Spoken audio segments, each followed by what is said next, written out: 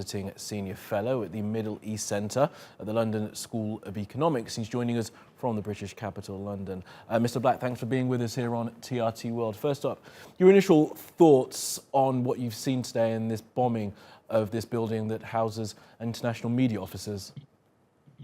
Well, it's obviously being perceived as an attack on the media.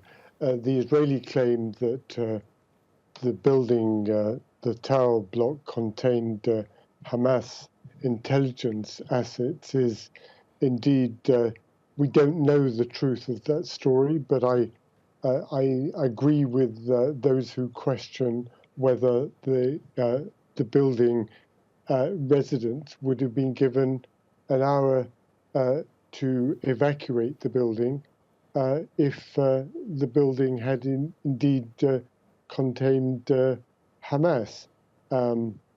This an alarming escalation in the situation, particularly as the world will, as the AP director said, the world will know less about what's happening on the ground in Gaza. I mean, so where does this leave us then, Mr. Black? I mean, you've kind of questioned the credibility of that Israeli justification there, as some of our other guests have as well. So I wonder where that leaves us at this point with the Israeli state targeting journalists.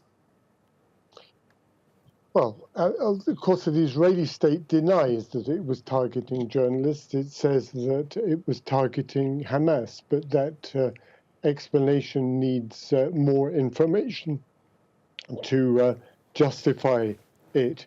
I think that this the entire situation of the escalation of the last few days since, and of course, it's May the 15th, when Palestinians celebrate the Nakba, the catastrophe of 1948,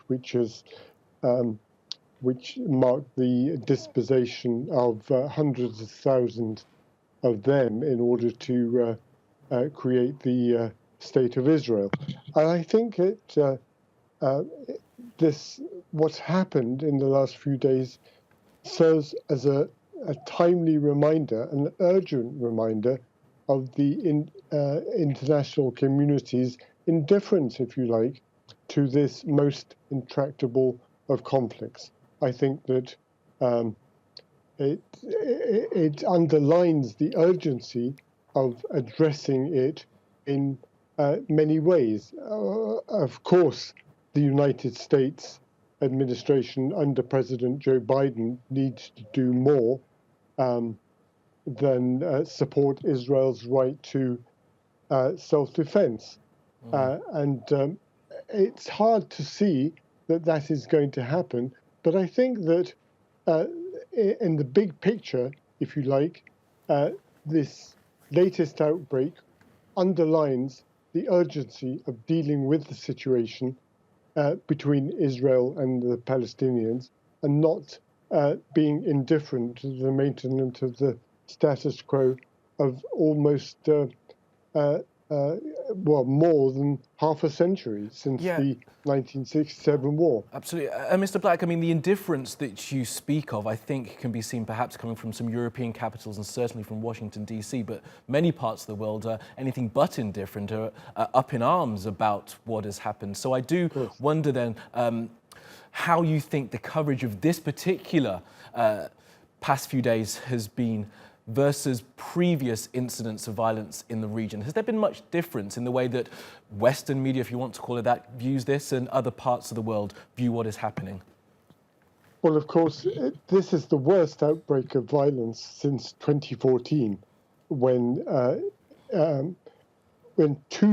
more than 2,000 Palestinians were killed in Gaza in the wake of that bout of fighting. I think that the international media has become more aware of the sensitivity of this issue and the gap, if you like, between governments and peoples. Ian Black, I'm sorry to interrupt you, sir, but we are clean out of time. So thank you very much for being with us here on TRT World. Of course.